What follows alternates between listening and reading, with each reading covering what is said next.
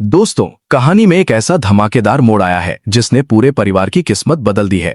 गौतम सिंह का गुस्सा इस बार 7वें आसमान पर पहुंच चुका है। जैसे ही उसे पता चलता है कि उसकी बहन तेजस्वी की शादी संदीप के साथ हो चुकी है, वो अपना आपा खो बैठता है। गुस्से में वो बंदूक लेकर सीधे संदीप के सामने पहुंच जाता है और उसे मौत के घाट उतारने की ठान लेता है। गौतम गरजते हुए कहता है कि उसकी बहन से धोखे से शादी करने की हिम्मत संदीप ने कैसे की। माहौल इतना तनावपूर्ण हो जाता है कि हर किसी की सांसें थम जाती हैं। तभी ठीक उसी वक्त तेजस्वी वहां पहुंचती है और गौतम के सामने ढाल बनकर खड़ी हो जाती है। वो रोते हुए अपने भाई से कहती है कि उसकी शादी कोई धोखा नहीं बल्कि पूरे रीति रिवाज और परिवार की मौजूदगी में हुई है। तेजस्वी हाथ जोड़कर अपने भाई से विनती करती है कि उसके सुहाग पर हाथ न उठाए, क्योंकि अब संदीप ही उसका पति है और उसकी पूरी दुनिया भी।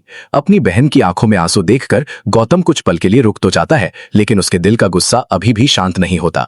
दूसरी तरफ संदीप भी पूरे सम्मान के साथ गौतम से वादा करता है कि वो जिंदगी भर तेजस्वी को खुश रखेगा और कभी उसका विश्वास नहीं टूटने देगा। हालांकि गौतम अभी भी संदीप को अपना जीजा मानने के लिए तैयार नहीं होता और साफ कह देता है कि उसे अपना विश्वास जीतने के लिए लंबा इंतजार करना पड़ेगा। इसी बीच तेजस्वी के दिल में भी दर्द उमड़ पड़ता है, क्योंकि कभी उसकी शादी गुरु से होने वाली थी, लेकिन किस्मत ने ऐसा खेल खेला कि उसकी जिंदगी संदीप के साथ जुड़ गई।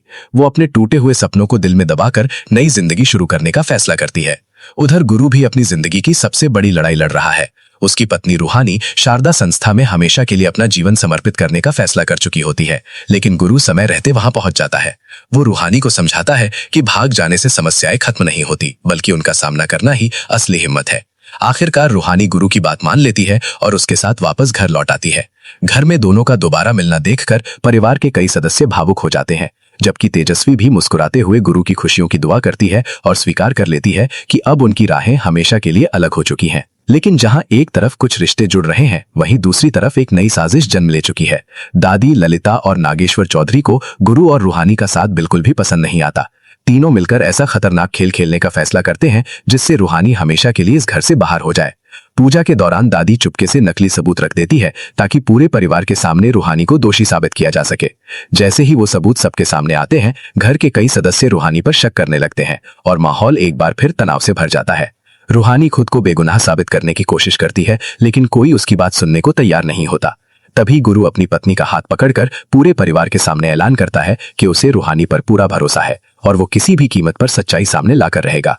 गुरु समझ चुका है कि दादी और नागेश्वर चौधरी लगातार परिवार को तोड़ने की साजिश रच रहे हैं, इसलिए वो उनकी हर चाल का पर्दाफाश करने का संकल्प लेता है। दूसरी ओर तेजस्वी और संदीप भी धीरे धीरे एक दूसरे को समझने की कोशिश कर रहे हैं।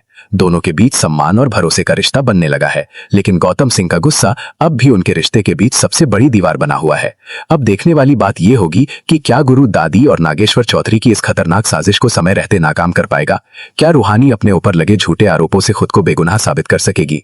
क्या गौतम सिंह कभी संदीप को पूरे दिल से अपना पाएगा, या फिर परिवार में एक और बड़ा तूफान आने वाला है? आने वाले एपिसोड में कई ऐसे राज खुलने वाले हैं जो पूरी कहानी को नया मोड़ देंगे।